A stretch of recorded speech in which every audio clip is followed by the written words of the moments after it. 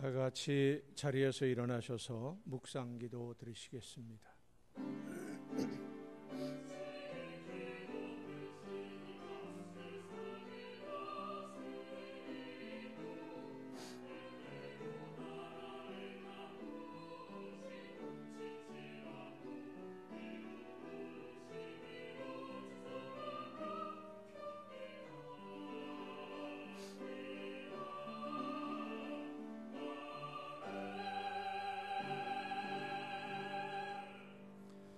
여호와 우리 하나님이여, 우리를 구원하사 여러 나라로부터 모으시고 우리가 주의 거룩하신 이름을 감사하며 주의 영예를 찬양하게 하소서.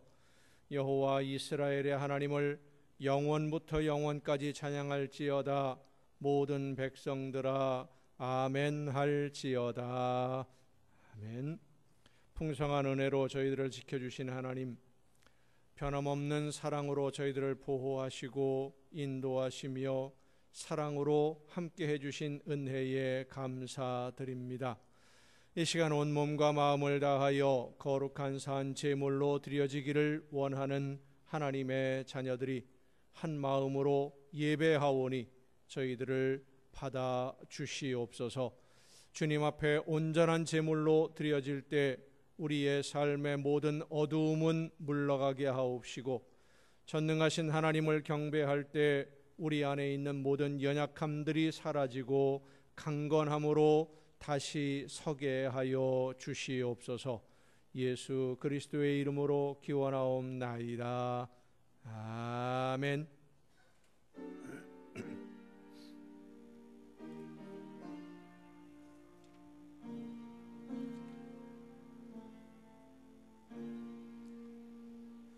하늘에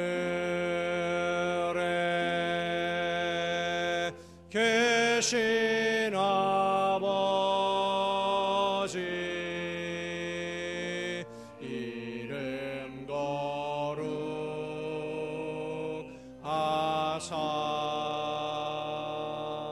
주님 나라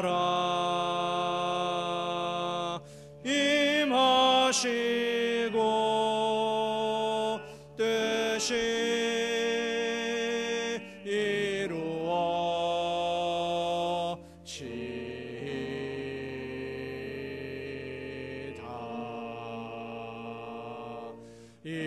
일용할 양식 주시고 우리들의 큰 죄 다 용서하옵시고 또 시험에 들게 마시고 악에서 구원하소서. 대개 주의 나라 주의 권세 주의 영광 영원히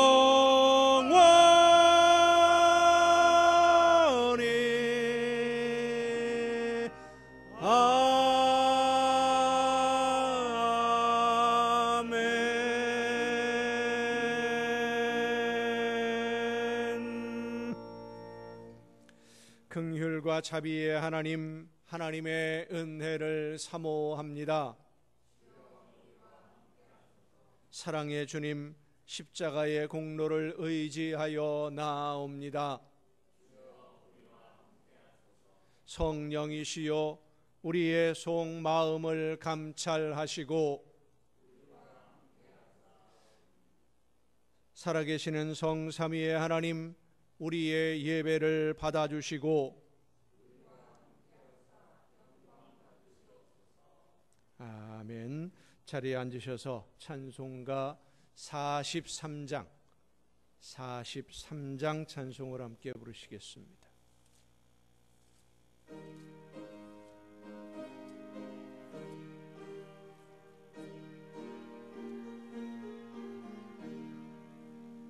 즐겁게 안식할 날, 반갑고 좋은 날, 내 마음을 편케 하니 즐겁고 기쁜 날 이날의 천하 만민 다 보좌 앞에서 참되신 삼위일체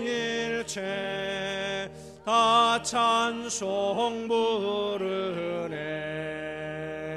이날의 하늘에서 새 양식 내리네. 성회로 모이라고 종소리 울리네. 복음의 밝은 빛은 온 세상 비치며 또 영생물이 흘러 시원케 하시네. 이 주일 지킴으로 새 은혜 입어서 영원히 쉬는 곳에 다 올라갑시다. 성묵게 찬미하고 성자와 또 성령 참되신 삼위일체 다 찬송 부르세.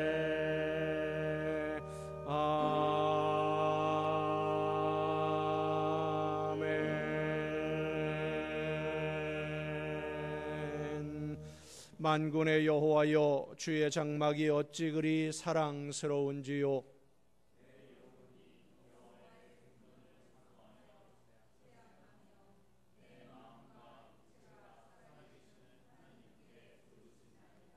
나의 왕 나의 하나님 만군의 여호와여, 주의 제단에서 참새도 제 집을 얻고 제비도 새끼둘 보금자리를 얻었나이다.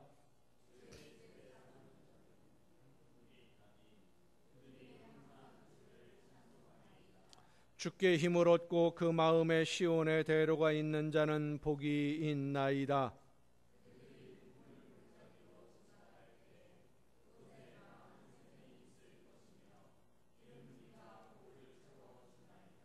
우리 방패이신 하나님이여, 주께서 기름 부으신 자의 얼굴을 살펴보옵소서.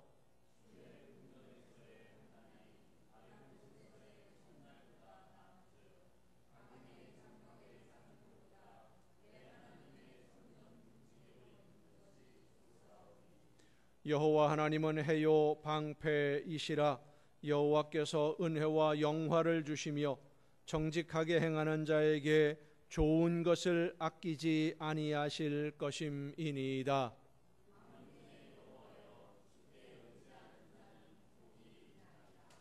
아멘. 이제 지나온 시간들을 돌아보면서 우리의 모든 잘못과 죄와 허물을 침묵 속에서 주님께 고백합니다.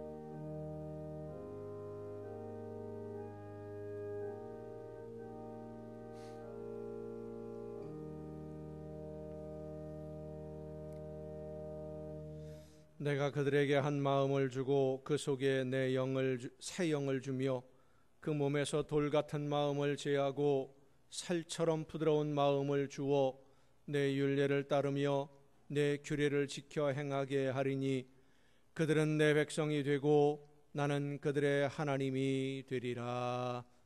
아멘.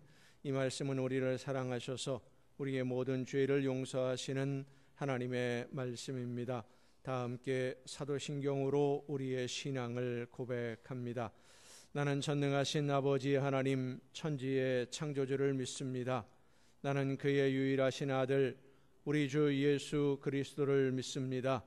그는 성령으로 잉태되어 동정녀 마리아에게서 나시고 본디오 빌라도에게 고난을 받아 십자가에 못 박혀 죽으시고 장사된 지 사흘 만에 죽은 자 가운데서 다시 살아나셨으며 하늘에 오르시어 전능하신 아버지 하나님 우편에 앉아 계시다가 거기로부터 살아있는 자와 죽은 자를 심판하러 오십니다.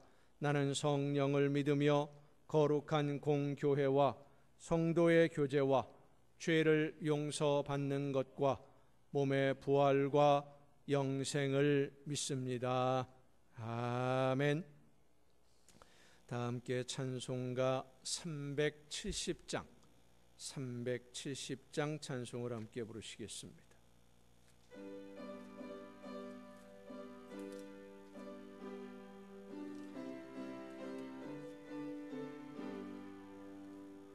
주 안에 있는 나에게 딴 근심이 있으랴 십자가 밑에 나아가 내 짐을 풀었네. 주님을 찬송하면서 할렐루야 할렐루야 내 앞길 멀고 험해도 나 주님만 따라가리. 그 두려움이 변하여 내 기도 되었고 전날의 한숨 변하여 내 노래 되었네. 주님을 찬송하면서 할렐루야 할렐루야 내 앞길 멀고 험해도 나 주님만 따라가리. 내 주는 자비하셔서 늘 함께 계시고 내 궁핍함을 아시고 늘 채워주시네. 주님을 찬송하면서 할렐루야 할렐루야 내 앞길 멀고 험해도 나 주님만 따라가리. 내 주와 맺은 언약은 영불변하시니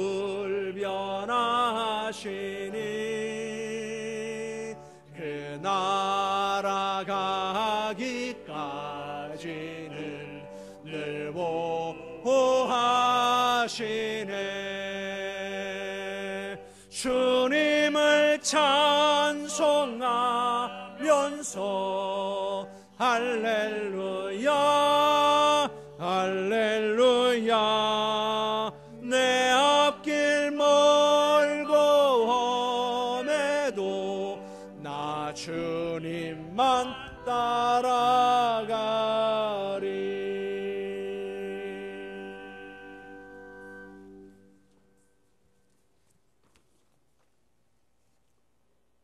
하나님 감사합니다. 오늘도 감사와 찬송과 영광을 하나님께 올려드립니다. 지나간 한 주간 동안도 주님 은혜 속에서 승리의 삶을 살아가게 하시고 오늘 거룩한 성일 허락하여 주시고 주님 전으로 불러주시어 하나님께 경배 올리게 하시니 감사합니다. 하나님, 오늘도 주님이 세우신 이 지단을 기억하시고 긍휼을 베푸시옵소서. 너무나 연약한 가운데 있사오니 우리 주님께서 도와주시옵소서. 저의 제단에 세워주신 우리 목사님을 또한 기억하옵소서.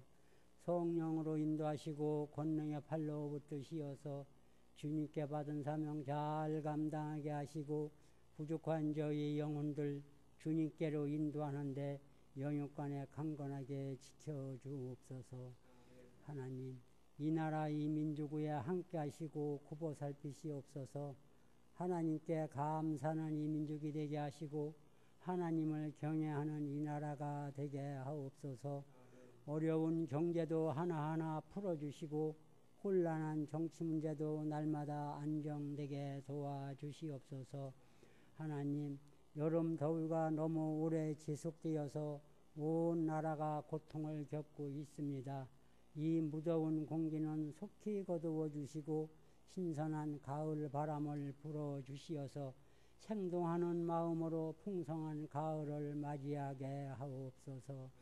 북녘에 있는 동포들 수해로 인해서 많은 어려움을 겪고 있습니다. 속히 복원할 수 있는 힘을 주시고 외부의 도움의 손길도 받아들이는 넓은 마음을 저들에게 부어 주시옵소서. 우리의 믿는 천만의 성도들 더욱더 어려운 동포들을 위하여 온 누리의 평화를 위하여 날마다 쉬지 않고 기도하게 하옵소서. 오늘도 예배를 위하여 수고한 손길들 많이 있사오니 기억하시고 건강 주시어서 주님 전에서 봉사하는데 피곤치 않게 해주시고 이 시간 단위에 세우신 목사님을 통하여 말씀 듣는 우리 성도들 은혜 받게 하시고 받은 은혜 나누며 생활하는 성도들 다 되게 하옵소서. 예수님의 이름으로 기도합니다. 아멘.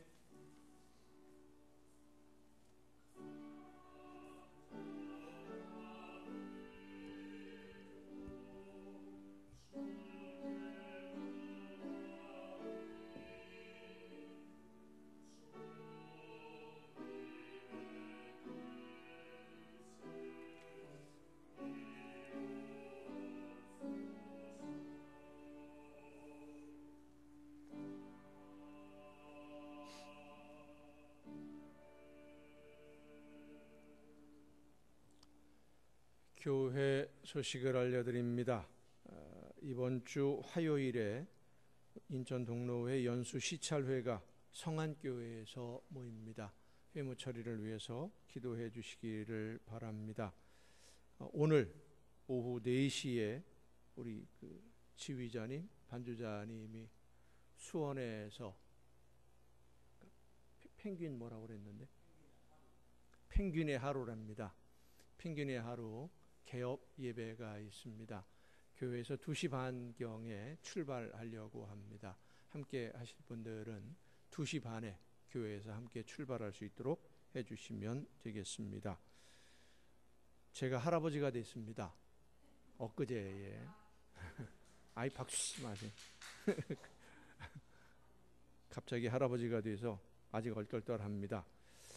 위에서 기도해 주신 모든 성도님들에게 또 감사드립니다. 나머지 다른 소식들은 주보에 있는 교회 소식란을 참조해 주시기를 바랍니다. 이제 찬양해 주시겠습니다.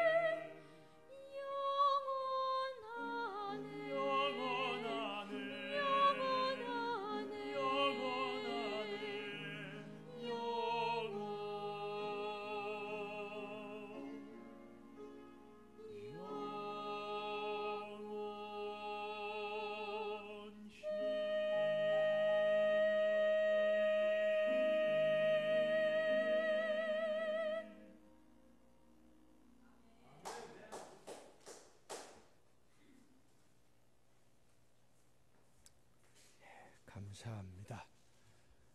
방송실을 갑자기 그 멤버가 바뀌는 바람에 화면이 조금씩 이상할 수 있습니다. 오늘은 양해를 해주시기를 바랍니다. 이 시간에 우리에게 주시는 하나님의 말씀을 함께 듣습니다. 오늘 우리에게 주시는 하나님의 말씀 신약성경 로마서 1장입니다.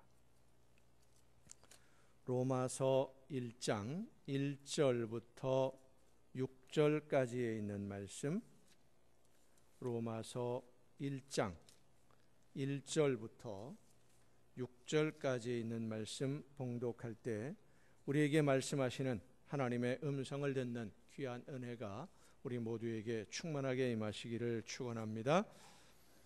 예수 그리스도의 종 바울은 사도로 부르심을 받아 하나님의 복음을 위하여 택정함을 입었으니 이 복음은 하나님이 선지자들을 통하여 그의 아들에 관하여 성경에 미리 약속하신 것이라. 그의 아들에 관하여 말하면 육신으로는 다윗의 혈통에서 나셨고 성결의 영으로는 죽은 자들 가운데서 부활하사 능력으로 하나님의 아들로 선포되셨으니 곧 우리 주 예수 그리스도시니라. 그로 말미암아 우리가 은혜와 사도의 직분을 받아 그의 이름을 위하여 모든 이방인 중에서 믿어 순종하게 하나니 너희도 그들 중에서 예수 그리스도의 것으로 부르심을 받은 자니라. 아멘. 말씀을 통해서 우리에게 말씀해 주시는 하나님의 음성을 듣고 깨닫는 귀한 은혜가 이 시간 우리 모두에게 충만하게 임하시기를 축원합니다. 함께 기도하시겠습니다. 놀라우신 은혜와 변함없는 사랑으로 저희들의 걸음을 인도해 주시는 아버지 하나님, 이 시간 저희들에게 들려주시는 하나님의 귀한 음성을 듣고 그 말씀을 따라 순종함으로 하나님이 기뻐하시는 열매 맺기를 간절히 사모하는 하나님의 자녀들이 한 마음으로 머리 숙여 말씀해 주시는 귀한 음성 듣기를 원하오니 이 시간 성령께서 우리 모두의 심령을 주관하여 주시옵소서.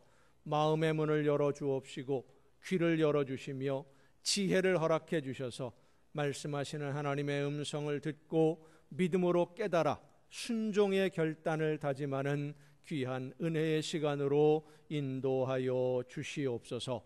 연약한 종을 세우셨사오니 성령의 능력과 권능으로 붙들어 주셔서 사람의 모든 연약함과 부족함을 가리워 주옵시고 오직 하나님의 말씀만 전달하는 하나님의 도구로, 하나님의 일꾼으로만 사용하여 주시옵소서.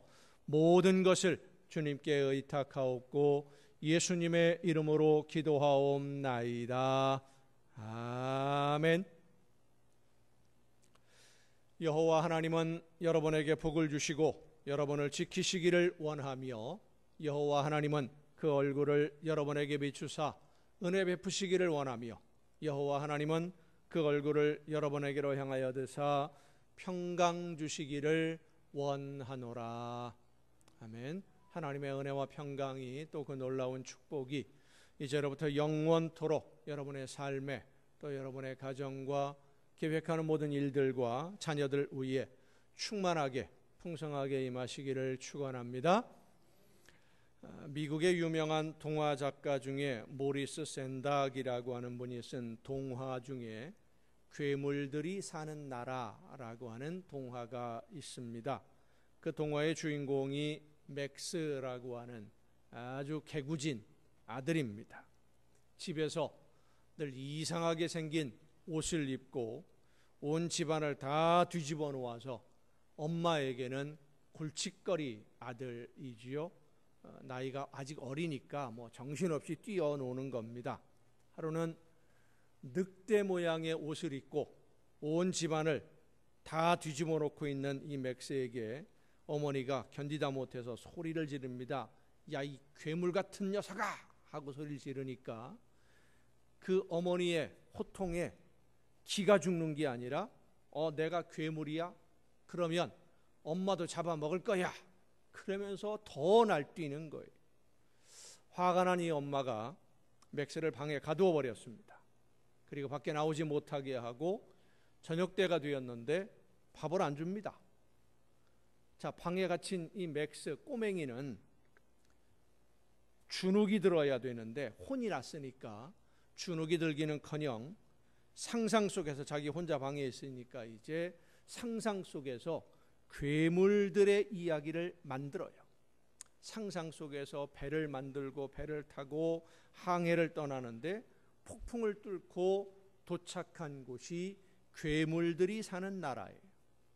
맥스는 괴물들이 살고 있는 나라에 도착을 해서 괴물들을 평정하고 괴물을 다스리는 왕이 됩니다. 상상 속에서 괴물의 왕이 되어서 괴물들에게 명령을 내리기도 하고 아주 재밌게 놀아요. 한참 재밌게 놀다가 갑자기 심심해졌어요.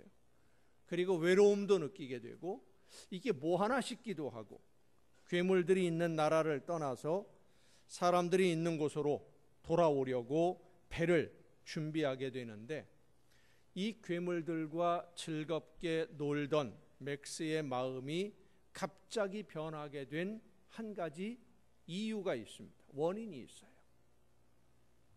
그 원인이 뭐냐 하면 어디선가 솔솔 풍겨오는 밥냄새입니다.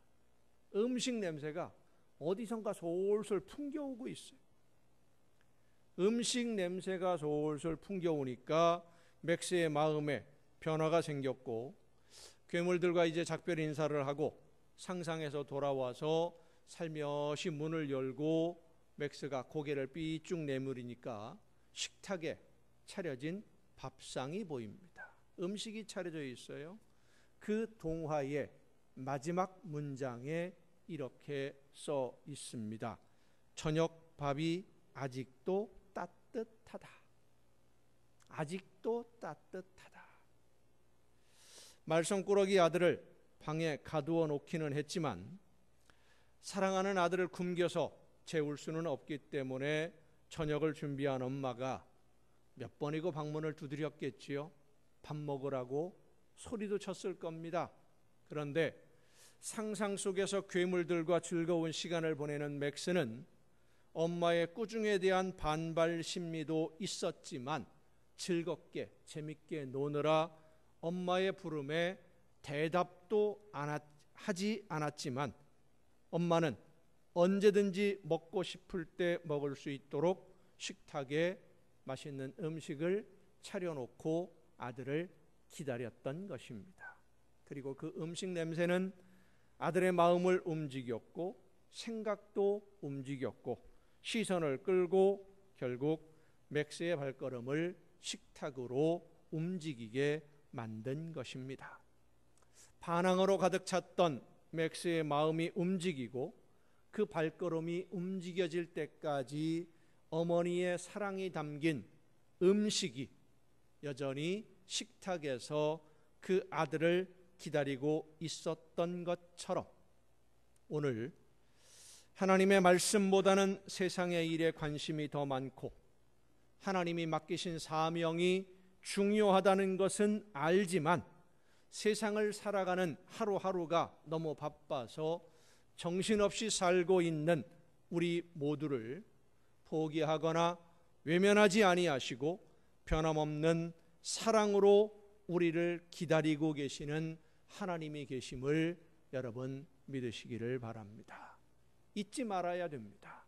나를 기다리시는 하나님, 나를 부르시는 하나님, 우리 모두는 그 하나님의 부름을 받은 하나님의 자녀들입니다. 오늘 본문 말씀에 사도 바울이 이야기합니다. 나는 부르심을 받은 사람이다. 나만 부르심을 받은 것이 아니라 너희 모두가 부르심을 받은 하나님의 자녀들이다. 이 부르심이라는 단어가 클레토스라고 하는 헬라어인데 이 말은 이름을 불러서 불러낸다. 여럿이 있는 곳에서 이름을 딱 찍어 불러서 불러낸다. 그것을 클레토스라고 말합니다. 2주 전에 파리에서 올림픽이 막을 내렸습니다. 우리나라가 금메달을 13개를 수상을 해서 아주 좋은 성적을 거두기는 했습니다마는 아쉬웠던 점들도 상당히 많이 있지요. 저는 제일 아쉬웠던 문제가 축구, 야구, 배구 이런 단체 구기 종목들이 하나도 본선에 참여를 못했어요. 지역 예선에서 다 떨어진 겁니다. 특히 축구는 계속해서 우리 아시아를 대표해서 올림픽에 출전을 했었는데 이번에는 예선에서 탈락을 해버렸습니다. 본선 무대에 올라가지도 못하고 아주 말들이 많았습니다. 왜 이런 사람들을 대표로 뽑았느냐라는 것부터 시작해서 여러 가지 말들이 많이 나왔죠. 사격이나 양궁 같은 종목들은 선수 선발하는 조건이 아주 단순하고 간단합니다. 시합을 해요. 점수 높은 사람이 무조건 나가는 겁니다. 1등을 하면 나가게 되어 있어요. 이게 기록 경기예요. 그런데 축구나 야구 이런 단체 종목들은 대표 선수를 선발하는데 과정이 달라요. 팀이 여러 팀이다 보니까 여러 팀에 있는 사람들 한 사람 한 사람을 뽑아서 대표팀을 구성을 해야 되는데 이게 점수를 매겨서 순서를 정하는 게 참 어려워요. 그래서 어떤 선수는 실력이 뛰어나지만 대표가 되지 못하는 경우도 있고, 저 선수는 실력이 없는데 어떻게 해서 대표팀에 들어가 있을까? 이런 평가를 받는 그런 경우도 있습니다. 지금 우리나라 축구 대표나 특히 이제 배드민턴 같은 경우에 또 말이 많이 지금 오르내리고 있는데, 이런 대표를 선발하는 것에 대해서 말이 많은 것은 달리기나 양궁처럼 선수를 선발하는 시스템이 안 되어 있기 때문입니다. 감독이나 협회에서 힘이 있고 권력이 있는 사람이 자기 마음에 드는 사람, 친분 관계가 있는 사람을 대표로 부르는 경우도 많이 있어요. 특히 선수 개개인의 실력을 점수로 평가하기 어려운 종목일수록 그런 경향이 더 강합니다.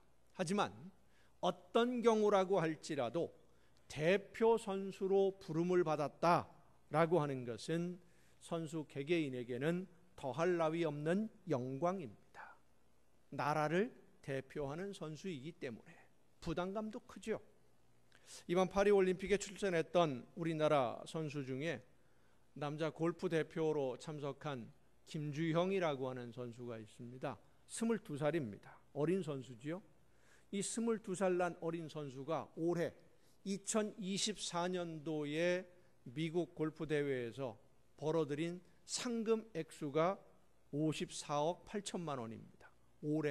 올해만, 작년에 한 거 말고 올해만 벌어들인 액수가 54억 8천만 원이에요. 세계적으로 유명한 선수입니다. 미국 PGA 대회에서 우승도 하는 몇 번이나 우승했던 유명한 선수인데, 올림픽에 처음으로 국가대표가 되어서 태극마크를 달고 출전을 했어요.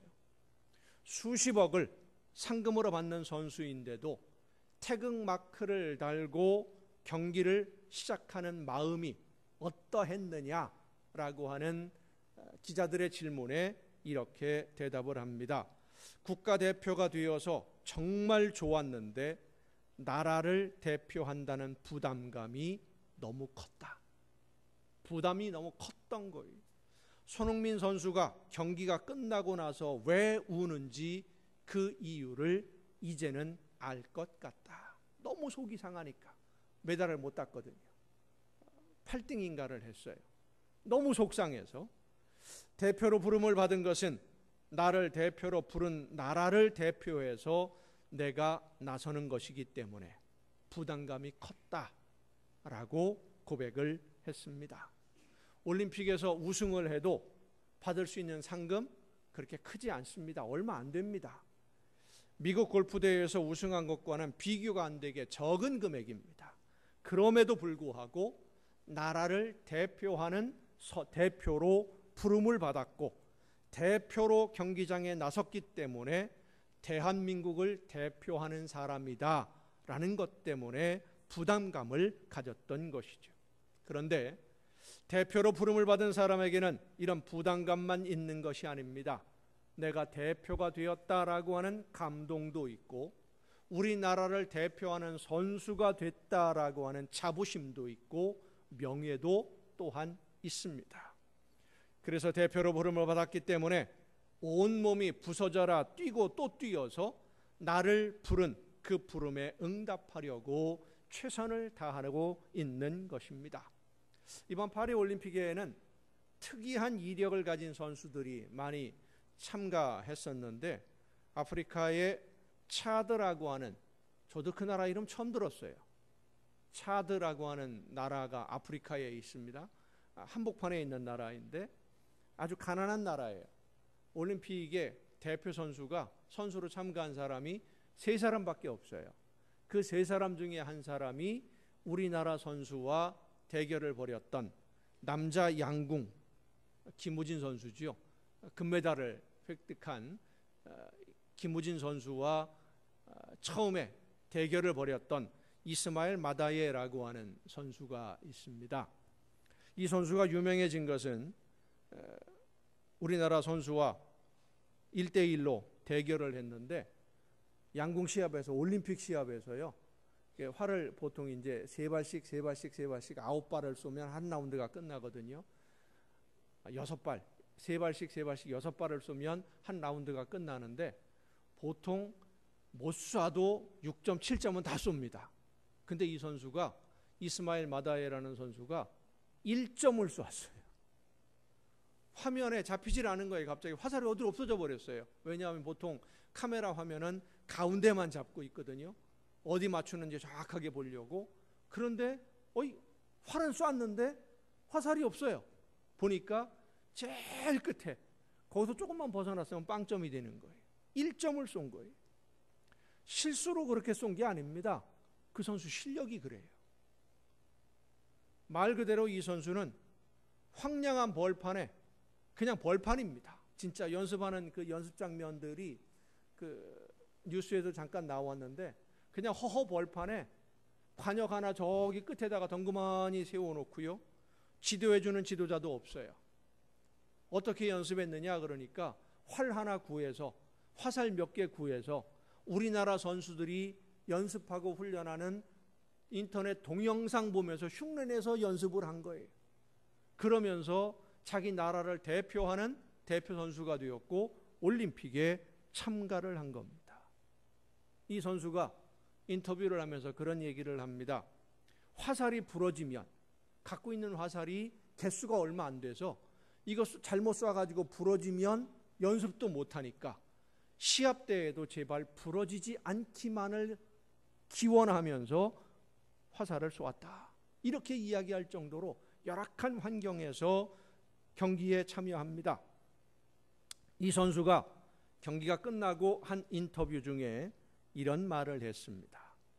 우리가 이런 경기에 나선다는 것은 개인이 아니라 우리나라 전체가 경기에 임하는 것입니다. 그러니까 내가 지금 이 시합에 나서고 있지만 내가 나서는 것이 아니라 우리나라 전체가 나를 통해서 시합에 임하는 거다. 그리고 내가 이기면 우리는 국가의 깃발을 흔들게 되는데 그것은 내가 이긴 것이 아니라 우리 나라가 이긴 것이기 때문입니다. 나라를 대표한다는. 이 선수는 유니폼이 없어요.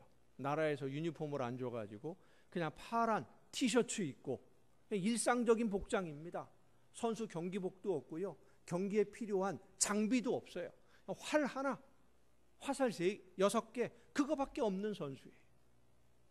그렇지만 나라를 대표한다는 자부심으로 그는 올림픽 경기에서 최선을 다했습니다. 나라를 대표하라고 부름을 받았으니까. 성도 여러분, 우리는 하나님의 나라 백성으로 부름받은 하나님의 자녀들입니다. 하나님이, 온 우주 만물의 창조주이시고 주인이신 하나님이, 지금도 세상 만물을 주관하시고 섭리하시는 하나님이 나를, 여러분을 하나님의 자녀로 특별히 이름을 불러내셨습니다. 불러내셨어요. 부르셨어요. 이사야 선지자는 이 부르심을 이렇게 설명합니다. 야곱아, 너를 창조하신 여호와께서 지금 말씀하시느니라. 이스라엘아, 너를 지으신 이가 말씀하시느니라. 너는 두려워하지 말라. 내가 너를 구속하였고 내가 너를 지명하여 불렀나니 너는 내 것이라. 내가 너를 지명하여 불렀나니 너는 내 것이라. 하나님의 말씀. 그리고 이어서 말씀하십니다. 네가 물 가운데로 지날 때에 내가 너와 함께 할 것이라. 강을 건널 때에 물이 너를 침몰하지 못할 것이요 네가 불 가운데로 지날 때에 타지도 아니할 것이요 불꽃이 너를 사르지도 못하리니 대저 나는 여호와 네 하나님이요 이스라엘의 거룩한 이요 네 구원자임이라. 할렐루야. 우리를 부르신 분이 하나님이십니다. 사도 바울은 하나님의 부르심을 들었고 그 부르심에 응답해서 하나님이 맡기신 귀한 사명을 감당하는 일꾼으로 쓰임을 받았습니다. 그런데 하나님의 부르심을 듣기 전에 사도 바울은 역시 하나님을 믿는 사람이었어요. 하나님을 믿기는 믿었는데 하나님을 섬기는 열심으로 충성했던 방법이 예수님을 믿는 사람들을 핍박하는 일이었습니다. 잘못 알았기 때문에. 그렇게 믿는 성도들을 핍박하는 일에 앞장을 서고 있던 바울을 하나님이 부르셔서 일을 맡기셨는데 부름을 받은 후에 이 사도 바울이 깨달아 알게 된 것은 하나님이 나를 일꾼으로 사용하시려고 일찍부터 계획하고 계셨고 때를 기다리시다가 때가 되니까 나를 부르셨구나. 하나님이 준비하신 그때 내가 일할 때가 되니까 나를 부르셨구나. 지난 주일에 제가 말씀을 전하면서 그 말씀을 전했습니다. 이제는 내 차례가 되었다라는 것을 깨닫는 것이 중요하다. 차례가 되었다는 것을 아는 것이 얼마나 중요한 일인지. 사도 바울은 부름을 받고 나서 깨달아 알게 된 것이 내 차례가 되어서 내가 일할 때가 되어서 내가 하나님이 맡기신 사명을 감당해야 될 때가 되었기 때문에 나를 부르셨구나. 그걸 깨달아 알았어요. 성도 여러분, 하나님의 부르심에는 두 가지 중요한 문제를 우리가 생각해 봐야 됩니다. 한 가지는 부르심을 듣는 사람과 듣지 못하는 사람이 있다라고 하는 것이고요. 두 번째는 부르심을 듣고 응답하는 사람이 있는가 하면 들었는데도 응답하지 않는 사람도 있다는 겁니다. 먼저 생각할 것은 하나님의 부르심은 누구에게나 열려 있지만 하나님의 부르심을 듣는 사람이 있고 듣지 못하는 사람이 있습니다. 하나님의 부르심을 듣지 못한다는 것은 너무나 큰 불행이요 아픔입니다. 죽음의 길에서 생명의 길로 옮겨주시는 이 하나님의 부르심, 그 구원의 부르심을 듣지 못한다는 것은 여전히 죽음의 길로 가고 있다는 것이기 때문입니다. 쉰들러 리스트라고 하는 유명한 영화가 있습니다. 1993년도 그러니까 한 30년 전에 개봉된 영화이지만 정말로 유명한 명작입니다. 제2차 세계대전 때 있었던 실화를 바탕으로 만든 영화인데 그 영화의 주인공이 쉰들러라고 하는 독일 사업가입니다. 폴란드에서 제2차 세계대전이 일어났을 때 폴란드에 공장을 설립하고 군대에 필요한 물품을 납품하는 군복이라든지 신발이라든지 이런 것들을 만들어서 납품하는 계약을 맺고 유대인들을 노동자로 고용을 하게 됩니다. 그 유대인 노동자가 어떤 사람들이냐면 폴란드에 있는 아우슈비츠에 있는 강제 수용소에 있던 유대인들, 아우슈비츠 우리가 잘 알고 있는 수용시설이죠. 600만 명이라고 하는 유대인들이 가스실에서 처형당했던 바로 그 시설입니다. 그 시설에 수용되어 있던 유대인들을 아주 값싸게 거의 월급을 주지 않는 수용소장에게 뇌물만 주면 얼마든지 그냥 데려다가 일을 시킬 수 있는 그런 노동자로 고용을 해서 열심히 돈을 법니다. 돈을 많이 벌었어요. 그렇게 사업에만 열중하던 이 쉰들러가 유대인들의 처참한 현실을 알게 되는 것은 공장의 직원으로 와 있던 한 유대인 때문에 그 현실을 알게 됩니다. 현실을 알고 나서는 공장을 운영하며 벌어들인 돈을 독일 장교들에게 뇌물로 주고 유대인들을 죽음의 수렁에서 구해내기를 시작합니다. 수용소에서 강제 노동에 시달리다가 어느 날 갑자기 이름이 불려지면 가스실로 보내졌던 이 유대인들에게 희망은 없었습니다. 그런데 어느 날부터인가 아침에 수용소에 있는 유대인들이 숙소에서 나와서 마당에 쭉 진열해 있으면 이름을 불러요.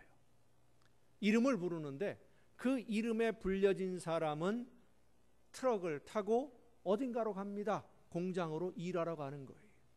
공장에 일하러 가라고 이름이 불리우는 사람은 그날 가스실로 가지 않는 겁니다. 이름이 불려서 한 걸음 앞으로 나오게 되면 그 다음 날도 내 이름이 불려지기만을 기다리는 거예요. 유대인들은. 그렇지 않으면 가스실로 가는 거니까. 그렇게 하루하루를 지내다가 이 쉰들러가 이렇게 해서는 유대인들을 보호하지 못하겠다 싶은 생각에 자기 고향인 체코에 공장을 세우겠다라고 독일군 장교들과 이야기를 하고는 공장에 필요한 기술자들이 필요하다. 이 공장을 이용해서 계속해서 군수 물품을 납품을 해야 되니까 일꾼들이 필요하다. 여기서 일하던 사람을 우리 고향에 있는 공장으로 보낼 수 있도록 그렇게 허락을 해달라 해서 허락을 받습니다. 물론 체코 고향에 공장은 없었습니다. 공장을 세운 것이 아니라 그냥 유대인들만 데리고 간 거예요. 거기다 놔두면 죽으니까. 군대에 납품하기로 한 물품들 다른 공장에서 비싼 돈을 주고 사서 군대에 납품을 하면서 유대인들을 수용소에서 체코로 옮겨갔는데 자그마치 1200명을 그렇게 옮겨갑니다. 기술자들이 필요하다고. 그렇게 함으로 인해서 쉰들러는 전 재산을 다 털어놓았고 전쟁이 끝나갈 때쯤에는 파산하게 되는데 그 과정을 영화로 만드는 것이 쉰들러 리스트예요. 그 영화의 장면을 보면 실제로 그 유대인 수용소에서 있다가 그렇게 쉰들러에 의해서 구함을 받은 사람들이 생존해 있으면서 그때 일들을 기록으로 남겼고 그 기록을 바탕으로 이 영화를 만들었는데 그 영화의 장면을 보면 수용소 마당에 집합해 있는 유대인들 중에 아침마다 공장으로 갈 사람들의 이름이 불려집니다. 그러면 이름이 불려지면 도열에 있던 줄 서서 맞춰 서 있던 자리에서 앞으로 한 걸음만 나오기만 하면 사는 거예요. 이름이 불려지면 사는 거예요. 이름이 불려지지 않으면 어쩌면 그날이 이 세상에서의 마지막 날이 될 수도 있는 것이죠. 삶과 죽음의 갈림길에 서 있는 나를 누군가 불러준다고 하는 것, 그것은 놀라운 기적입니다.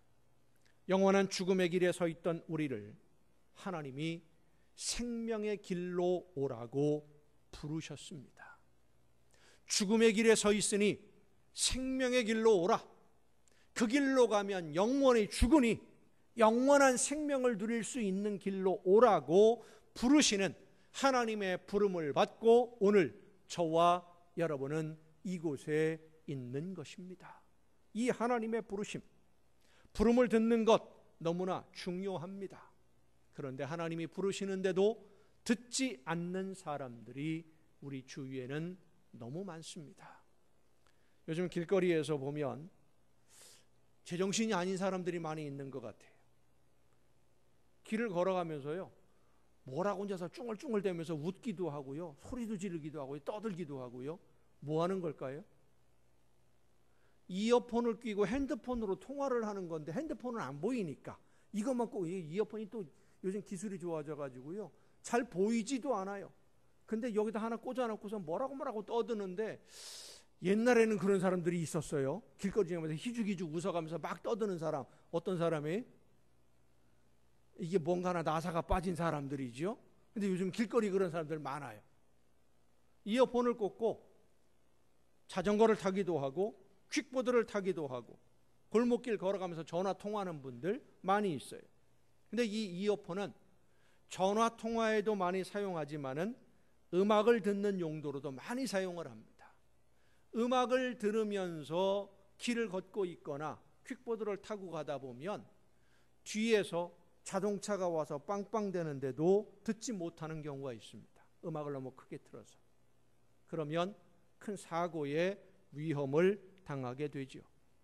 하나님은 쉼없이 우리를 부르시는데 그렇게 가면 안 된다, 그 길로 가면 죽음의 길이다 말씀하시는데 많은 사람들이 세상 일에 마음이 쏠려 있어서 세상의 일에 바쁜 나머지 마음의 여유가 없어서 하나님의 부르심을 듣지 않는 사람들이 우리 주위에 너무 많습니다. 우리가 그들의 귀에 꼽혀 있는 이어폰을 빼내줘야 됩니다.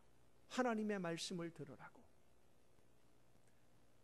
위험이 다가오고 있으니까 정신 차리고 하나님의 말씀을 들어라. 우리는 이미 하나님의 부르심을 통해 생명의 길을 걷고 있는 하나님의 자녀들이에요. 그러면 먼저 들은 우리가 그들에게도 전해 주어야 됩니다. 길거리 운전하다 보면, 골목길 운전하다 보면 그런 경우가 있어요. 앞에서 두세 명이 같이 걸어가는데 요즘 골목에서 이게 클락션 한 번으로 꽝 하고 누르면은요 깜짝 놀라서 넘어져요. 넘어지면은요 클락션 눌러서 놀래서 넘어졌다고 또 이게 치료해 줘야 됩니다. 보상을 해 줘야 돼요. 그래서 이거 함부로 누르지도 못해요. 그럼 어떻게 합니까? 언젠가는 알아봐 주겠지 하고 천천히 따라갑니다.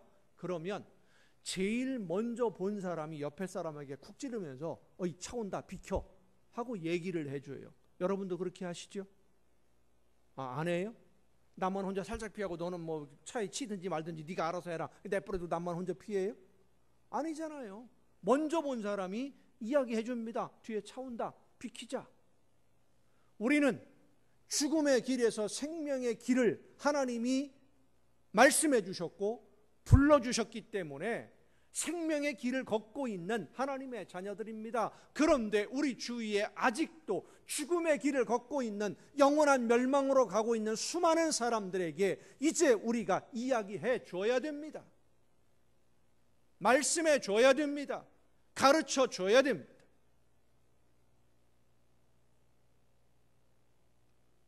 방송실 이 영상 좀 바꿔줘요. 자막 영상. 하나님의 말씀을 전해야 됩니다. 죽음의 길로 가지 말고 생명의 길로 가라고. 녹화 영상이 이 영상이 나오도록 바꿔줘야지요. 좀 원활하지 못해서 죄송합니다. 하나님의 말씀을 따라서 하나님이 원하시는 길, 생명의 길을 이미 걷고 있는 우리는 생명의 길로 함께 가자고 모든 사람들을 인도해야 됩니다. 가르쳐 줘야 되는 거예요. 내가 먼저 생명의 길을 걷고 있으니까. 또한 우리 모두는 이 생명의 길을 걸으면서 이 길에서 벗어나지 아니하도록 나를 인도하시는 하나님의 음성에 귀를 기울여 듣고 그 부르심에 응답해서 좁은 길로, 생명의 길로, 다시는 죽음의 길로 나가지 아니하도록 나를 이끌어 주시는 하나님의 음성에 귀를 기울여야만 합니다. 두 번째로 우리가 생각해야 될 중요한 문제는 들었는데도 응답하지 않는 사람이 상당히 많이 있다는 것입니다. 하나님의 부르심을 듣고 말씀을 들었는데도 그 부르심에 응답하지 않는 사람이 정말 있을까? 많습니다. 알아도 믿지 않고 들어도 못 들은 척하는 사람들 많습니다. 믿는 성도들 중에도 하나님의 말씀은 들었지만 못 들은 척하는 경우도 상당히 많이 있습니다. 한 젊은이가 있었습니다. 젊을 때 예수님을 알았지만 돈 버는 재미에 교회를 멀리 했어요. 그러다가 우리나라가 해방이 되었고 이분이 살고 있던 지역에 저 북쪽인데 소련군이 들어오면서 남쪽으로 홀로 월남을 했다가 전쟁이 일어났습니다. 여기 인천에서 숨어 지냈었는데 낮에는 갯벌에 들어가서 숨어 있다가 저녁에 해가 지면 나와서 밥을 먹고 다시 이제 해가 뜰 때쯤이면 갯벌로 들어가서 숨고 이렇게 반복하고 있다가 그만 적에게 잡혔어요. 북쪽으로 끌려가다가 탈출을 했는데 고향 근처에서 탈출을 했기 때문에 집으로 가서 숨어 있다가 또 잡혔어요. 두 번째로 포로가 되었을 때는 대충 조사를 마치고 사형장으로 가게 되었는데 사형장으로 가기 전날 밤에 꿈에 누군가가 나타나서 이런 이야기를 하더랍니다. 너 나 떠나서 세상 즐기더니 내일 너 죽는다. 이제는 이렇게 죽는구나. 정신이 번쩍 들어서 이렇게 죽으면 안 되는데 어떻게 해야 되나? 혼자 이제 꿈속에서 생각하고 있는데 그분이 하는 말이, 꿈속에 나타났던 그분이 하는 말이, 살고 싶으면 내가 시키는 대로 해라. 내일 인민군대 나간 적 있느냐고 물으면 네가 나갔었다고 대답을 해라. 그러면 산다. 그리고 잠에서 깼어요. 이분이 생각하기를, 잠에서 깼는데 생각하기를, 그분이 하나님이시로구나 라는 생각이 들었습니다. 그 다음 날 아침에 함께 창고에 갇혀 있던 사람들과 함께 눈을 다 가리고 트럭에 올려 태워졌습니다. 출발하기 직전인데, 트럭에 시동을 걸고 출발하기 직전인데 갑자기 트럭 뒤에 휘장을 턱 젖히더니 어떤 사람이 그러더랍니다. 여기 인민군대 나갔던 놈이 있대지? 하고 묻더랍니다. 기다릴 것도 없이 접니다 하고 손을 번쩍 들었어요. 물론 인민군대 나갔던 적은 한 번도 없지요. 근데 무조건 손 들은 거예요. 지난밤 꿈에 그렇게 말씀을 했으니까. 그래? 너 내려. 그 트럭에서 내렸어요. 그리고 그 트럭에 타고 갔던 사람들, 그날 한 사람도 살지 못하고 다 총살을 당했습니다. 그렇게 목숨은 건졌지만 모진 고문을 받고 거의 죽게 되었을 때 기적적으로 살아났고, 그 이후로 죽음의 순간에 건져주신 하나님의 음성을 잊을 수가 없어서 여러 가지 우여곡절 끝에 목사님이 되셨는데, 그 목사님의 아들 중 두 사람이 또 목사가 되어서 교회를 섬기고 있고, 그 둘째 아들이 저입니다. 하나님이 우리를 부르시는 것은 살 길을 열어주시려고, 사는 길을 열어주시려고, 우리의 걸음을 영원한 생명의 길로 인도하기 위해서 말씀해 주시고 오늘도 부르십니다. 그리고 하나님이 원하시는 일을 맡기기 위해서 우리를 또한 부르십니다. 나는 내가 이 길로 가기를 원한다. 사도 바울을 부르신 것처럼, 엘리야를 부르신 것처럼, 엘리사를 부르신 것처럼, 모세를 부르신 것처럼 나는 너를 통해서 이 일을 이루기를 원한다. 이 일 좀 같이 하자. 내가 너와 함께 하겠다. 내가 너를 도와주겠다. 두려워하지 말아라. 나는 네 하나님이라. 이 말씀을 듣고 그 부르심에 응답하면 생명의 길에서 하나님이 인도하시는 대로 걸으며 하나님이 준비하신 모든 좋은 선물을 누리게 되지만, 부르심을 듣지 않으면, 듣고도 응답하지 않으면 나도 모르는 사이에 구원의 길에서 벗어나 다시금 죽음의 길로 가게 됩니다. 사랑하는 성도 여러분, 하나님은 여러분을 부르셨고 하나님의 부르심에 응답해서 여기 지금 이 자리에서 함께 하나님의 자녀로 예배하고 있지만, 기억해야 되는 것은 하나님의 부르심은 한 번으로 끝나지 않습니다. 날마다 부르시고 순간순간 부르십니다. 우리가 해야 할 일이 무엇인지를 성령의 역사하심으로 말씀해 주시고, 나를 통해 이루기를 원하시는 것이 무엇인지를 성령의 역사하심으로 깨닫게 해 주십니다. 우리 모두를 안전한 길로, 생명의 길로 인도하시고 이끌어 주시는 하나님의 부르심을 귀를 기울여 듣고 순종함으로써 날마다 주님과 함께 동행하며 하나님의 나라를 살아가는 기쁨으로 충만한 삶이 되는 여러분 모두가 되시기를 예수님의 이름으로 축원합니다. 기도하시겠습니다.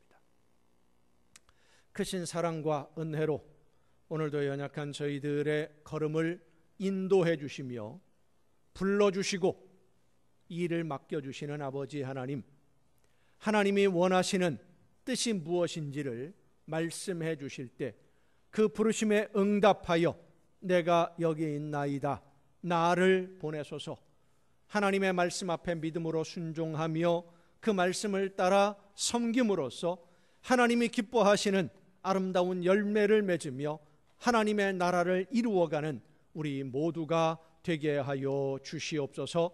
귀를 열고 마음을 열어 부르시는 하나님의 음성에 아멘으로 응답하는 우리 모두가 되게 하여 주시옵소서. 이 모든 말씀을 예수님의 이름으로 기도하옵나이다. 아멘. 이제 우리에게 주신 하나님의 말씀을 생각하면서 함께 찬양하시겠습니다.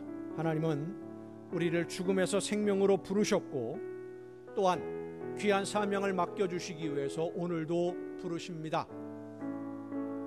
너를 통해서 이 일을 하기를 원하니 나와 함께 하자 말씀하시는 하나님의 음성을 듣고 믿음으로 순종함으로써 하나님이 기뻐하시는 열매를 풍성하게 맺는 우리 모두가 될 수 있기를 간절히 소원하며 결단하며 함께 찬양하시겠습니다.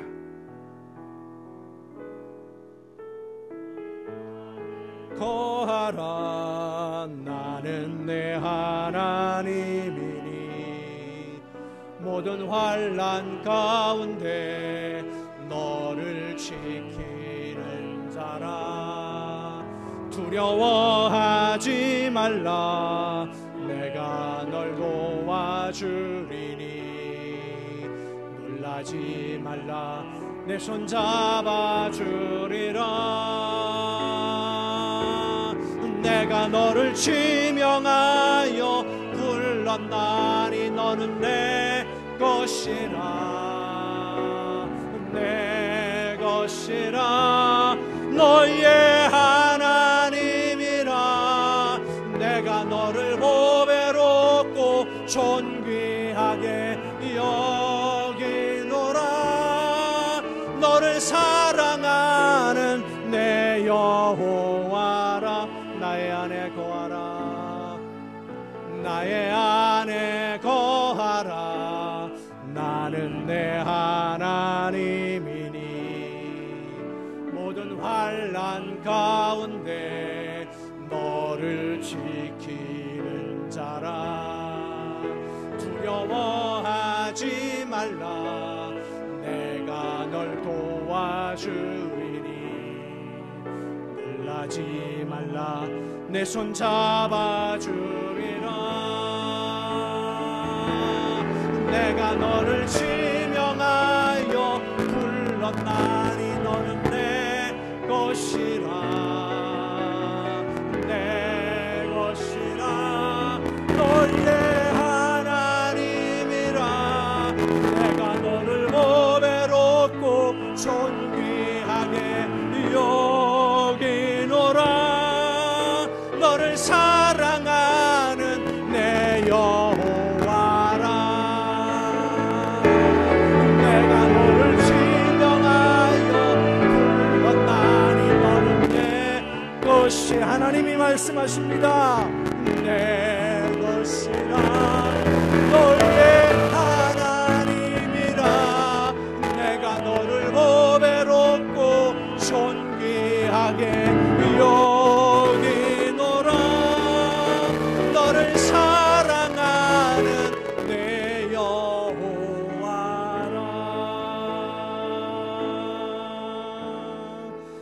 내 영혼이 은총 입어 중한 죄짐 벗고 보니 슬픔 많은 이 세상도 천국으로 하도다.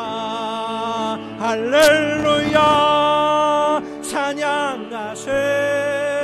내 모든 죄 사함받고 주 예수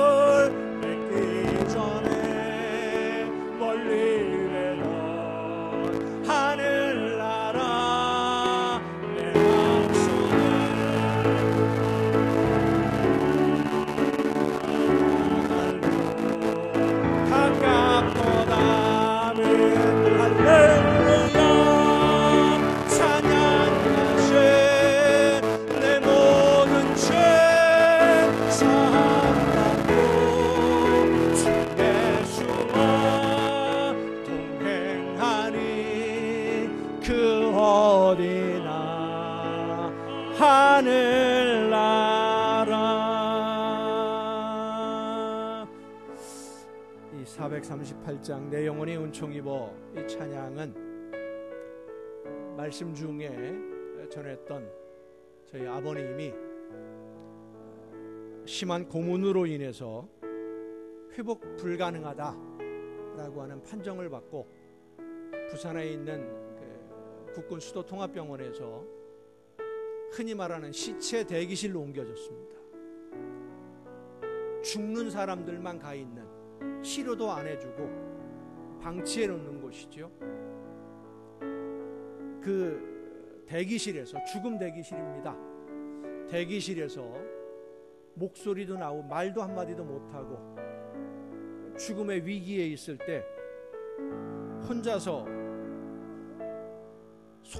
생각으로 하나님 앞에 그런 기도를 하셨답니다.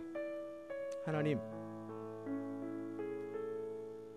목소리 있는 대로 찬송 부르다 죽었으면 좋겠습니다. 어차피 이렇게 죽는 거 찬송 실컷 부르다 죽었으면 좋겠습니다 하면서 부르신 찬송이 바로 이 찬송입니다. 내 영혼이 은총 입어.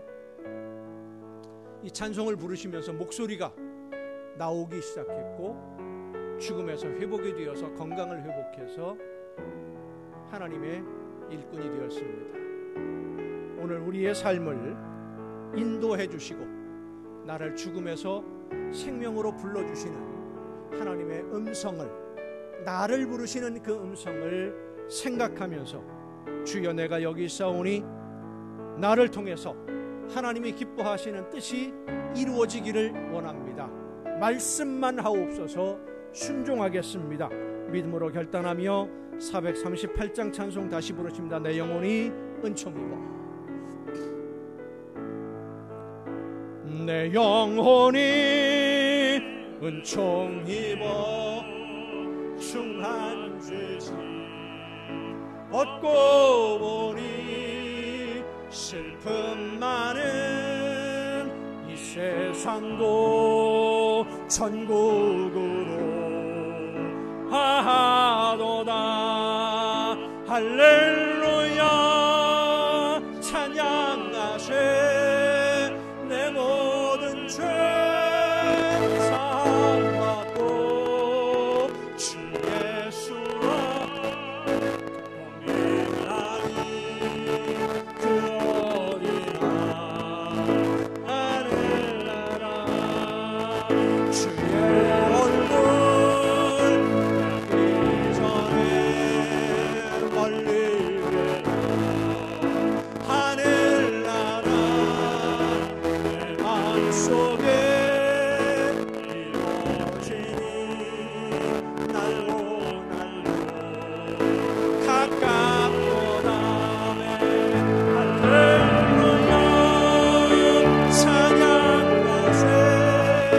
내 모든 죄 사함받고 주 예수와 동행하리. 그 어디나 하늘나라 높은 산이 거친 들이 초막이나 궁궐이나 내 주 예수 오신 곳이 그 어디나 하늘나라. 할렐루야 찬양하세. 내 모든 죄 사함받고 주 예수와 동행하니 그 어디나 하늘나라.